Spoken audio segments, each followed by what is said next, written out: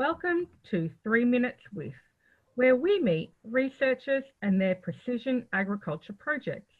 Today, we have Alex Clancy from Agriculture Victoria to continue with our Future Farm series.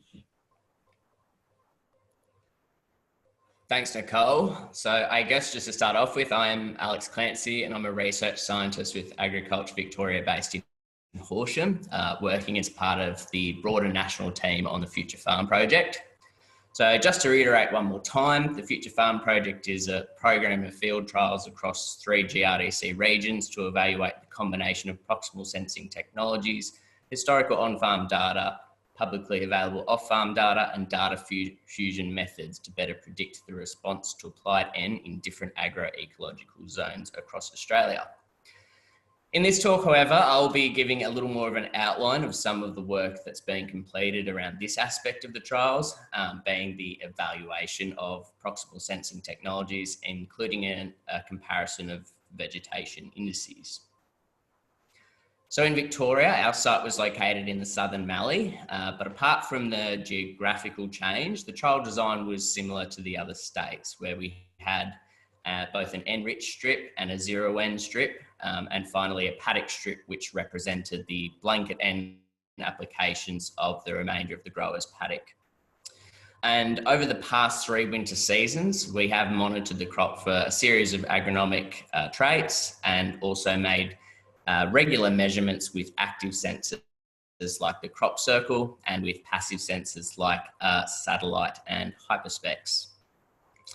So passive and active sensors are the main tools we and industry would use to acquire crop vegetation indices, and I guess the most commonly used would be NDVI.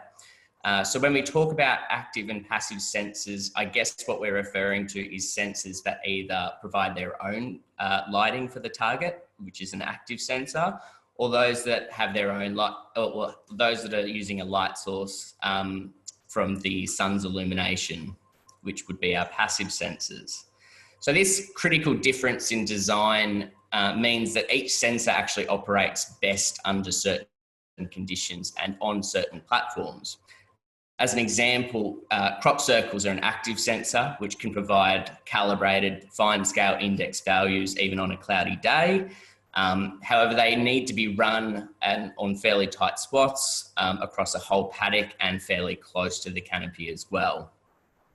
Alternatively, we have something like Sentinel-2, which can provide whole paddock data within a few minutes, but is subject to having clear sky conditions only on certain days and is also known to saturate at high reflectance.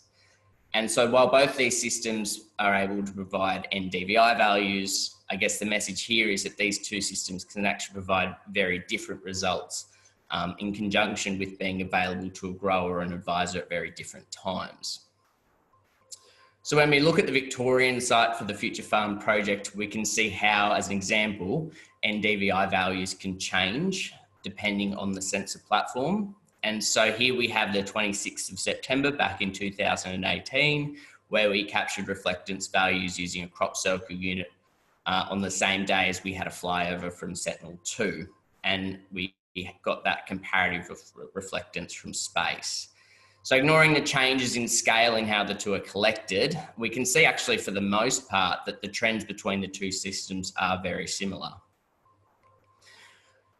But when we take a closer look at the relationship between the two, we see something like this, where we actually have a non-linear relationship between the two.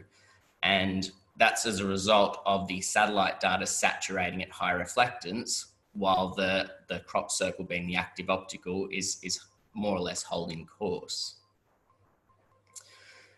So one thing that is often done to deal with this saturation from Sentinel imagery is to substitute NDVI to NDRE. And so NDRE uses a slightly different area of the plant spectrum, using what's called the red edge instead of the visible red used in the NDVI equation.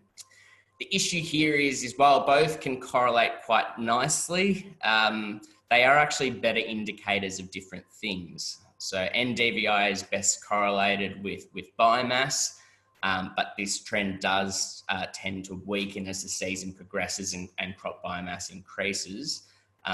Alternatively, NDRE is a much better indicator of N concentration, but less applicable to biomass. So another way we can overcome some of the limitations of the one-off measure of NDVI and NDRE is to look at changes over time.